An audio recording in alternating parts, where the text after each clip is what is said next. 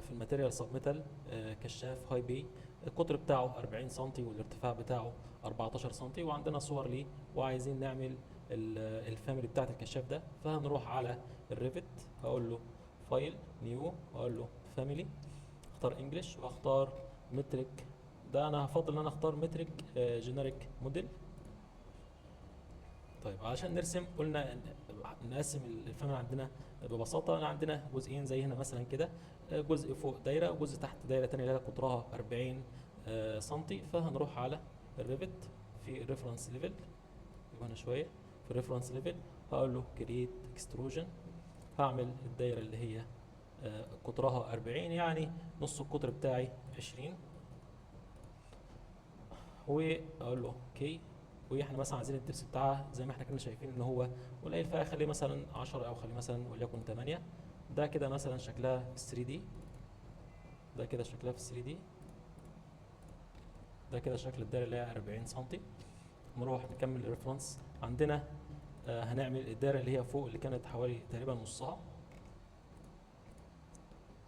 كانت نص القطر هيبقى 10. اوكي، وكان الدبس زي ما كنا شفنا فوق اكبر بشويه، فكنت اخليه مثلا حوالي 30 او 35. نمسكها كده ونروح في الفيو هنا، هنرفعها فوق شويه، موف، شيل الكونسترين.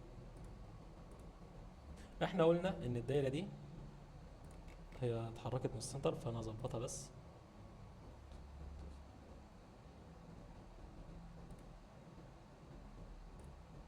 كده تمام. طبعا احنا قلنا ان ارتفاع الكشاف كله 14 سم زي ما عندي في ماتيريال سب ميتال، فانا عايز احافظ على الارتفاع ده. ده كده عندي حوالي 9 سم، فيبقى لسه عندي جزء للحاله اللي هي فوق دي، الحاله اللي هي فوق دي. طيب بعد كده عايزين ايه؟ عايزين نرسم الحاله اللي فوق دي. فلو جينا نشوف هنلاقي هنا عندنا الحاله دي في حته كده زي دايره طالعه وفوقها الحلقه دي. فاحنا هنرسم الحلقه كريت. احنا عايزين مثلا نعمل دايره، فانا هعمل بالريفولف وهعمل مستطيل كده صغير واقول له اوكي. اسف، هختار الاكسس واقول له ده الاكسس اللي هيلف حواليه، وهنشوفها في 3 دي. ده كده الشكل بتاعنا، وهيبقى فوق الحلقه بتاعتنا. فهروح ارسم الحلقه عباره عن دايره. نروح نقف في الباك، الحلقه كريت اكستروجن. انا عاوز اعمل دايره، فانا هعمل حلقه كده.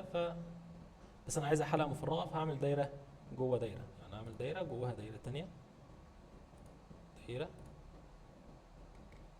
جواها وليكن دايره تانية. اوكي، واخلي الدبس وليكن 10 او 15، وهنزلها على الشكل بتاع ده كده. ممكن ادخلها فيه بحيث ان هي تبقى ان هي ملحومه فيه زي ما هنشوف كده في الفيو ده. ده كده الدايره بتاعتها. ممكن نظبط الشكل بتاعها زي ما احنا حابين يعني، بس عشان وقت الفيديو هظبطها كده شويه، وهحركها في النص، شيل الكونسترين كده في النص. ده كده الشكل بتاعي، يعتبر الشكل بتاعي من فوق زي كده. بعد كده عايزين نرسم السلسله بتاعه الكشاف اللي هو الهاي بي. فهنيجي عند السلسله عشان ارسم السلسله بتاعتي. راح اقول له كرييت، هعمل سويب، هقول له سكتش باس بتاعي، وهختار ان انا اعمل السلسله هتبقى مثلا عباره عن مربع كده، عباره عن مربع كده. والمربع ده معمل له فلت، فانا هعمل فلت المربع ده بمقدار وليكن مثلا 7. نفس الكلام هنا 7، ممكن اختار كده واعمله 7 واكمل. اقول له هنا ده 7، ده 7، وده 7، واقول له اوكي. وهعمل البروفايل بتاعي، هجيب لي شكل عمودي على البروفايل بتاعي وهرسمه. البروفايل بتاعي عباره عن دايره وليكن كده، واقول له اوكي اوكي.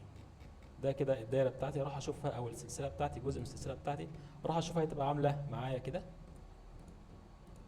دي هتبقى مثلا موجوده في نص الدايره دي، فانا عايز الفها. فانا هعمل لها ايه؟ هعمل لها روتيت 90 درجه كده. بقت في السلسله بتاعتي. راح اشوفها في الفيو. ده كده الشكل بتاعي اهو. دي كده بدايه السلسله. طبعا انا ممكن اظبط السلسله دي، اصغرها اكبرها زي ما انا عايز. يعني ممكن اصغرها شويه كده، هقول له مثلا سكتش، وهعمل ايديت للسكتش ده، اصغره شويه كده.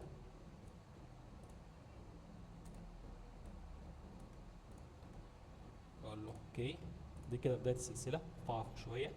طيب عايز اعمل سلسله تانية، هكبر السلسله دي، ونفس الكلام هروح في الريفرنس ليفل وهقول له لفها لي ب 90 درجه، واقف هنا في الفيو، هلاقي ان السلسله بتاعتي اتكبرت كده. فانا طبعا مش هعملها تاني، هكبر نفس السلسله لفوق كده، يكون كده، وهاخد مثلا الجزء ده وهكبر على قد الطول بتاع اللي انا عاوزه يبقى نازل، من السقف.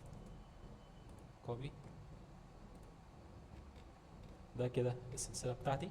لو جينا نشوف هنلاقي في الصور هنا كده ان الكشاف ليه حاجه زي السلوتس اللي جايه بالجنب دي، فهنروح نرسمها.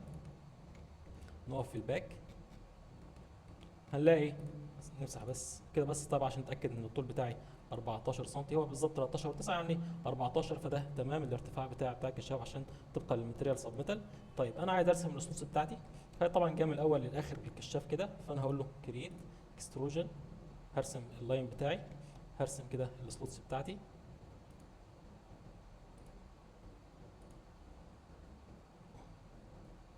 ده كده، وهعمل الكيرف ده اللي هو اللي فوق ده، كيرف تقريبا كده. اوكي، هروح اشوفها في 3 دي. ده كده اول كيرف بتاعنا في السلوتس بتاعتي، بس هو طبعا الدبس بتاعه هنخليه وليكن 5 كده بالظبط. هقف في الريفرنس ليفل. ده كده السلوت اللي انا عملتها وعاوز اكررها، فهعمل اري، وهعمل راديال اري، وهخليها مثلا وليكن 25 هنا، 25 واحده في النص ده، وهقول له لاست، وهختار ان انا اختار البوزيشن بتاعي، وهعمل اري. الاري هختار من اول هنا لحد هنا، اعمل الاري بتاعي، هكرره برضو، اخليه هناك، اخليه في الجزء اللي فوق ده. اقول له اري، احنا قلنا كان تقريبا 30 بليس، اختار السنتر بتاعي.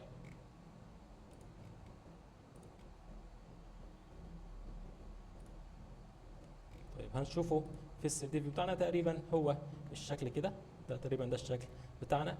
بس كان في الصوره ان في كمان شكل 3 دي كده هنا ماسك الحاجات دي ببعضها. هنكبر الشكل ده، كوبي، شيل الكونسترين، حطه فوق كده، بس هيبقى الراديال بتاعه او الريتس او القطر بتاعه اقل. فانا هقول له ديت اكستروجن، واخلي القطر بتاعه ما بين ال 20 وال 100، فاخليه مثلا وليكن 30. ده كان هيبقى مثلا 150 النص قطر، 150. اوكي، وهنشوفه ده كده. ده للاسف ما اتعملش ايديت اكستروجن، القطر ده خليه 150. اوكي، ايديت اكستروجن، خليه وليكن 150. اوكي، يبقى الشكل ده كده ماسك الحلقات دي في بعضها.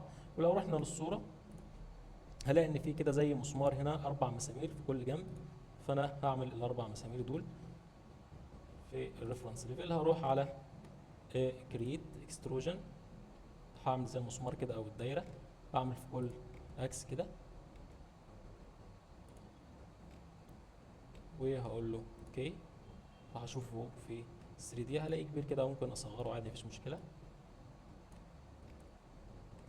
هو كان في الصوره يعتبر لازق في الدايره دي، فانا هسيبه لازق كده في الدايره دي كده، وليكن على اولها كده. وهاخد واحد هنا، وواحد هنا، وواحد هنا. طيب بعد كده عندنا لو جينا نشوف هنا كده، اللي عايزين نعمل مثلا وليكن الشكل اللي هو البيضاوي اللي تحت ده، فانا هروح على الكشاف بتاعي، هاخد المسافه دي كوبي كده، واخد الاكستروجن بتاعي ده كوبي، وهنزله تحت حته بسيطه، مثلا دي كان 200، فانا هقلل ال- القطر بتاعها شويه بس عنها، هخليه وليكن 180، واعرفكم ليه. وهاجي انا ممكن مثلا اقلل الحته دي خالص عشان انا مثلا التزم بارتفاع الكشاف ده ان شاء الله مش هتاثر، واروح على الماتيريال، عاوز اخلي دي شكلها ابيض. انا مثلا الحته دي تبقى ازاز، واغير اللون بتاعها اخليه ابيض.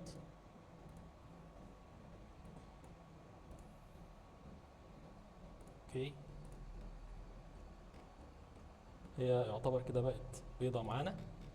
بعد كده خلصت الكشاف، هطلعه بقى انتو بروجكت، احطه هنا كده، احطه هنا كده عندي.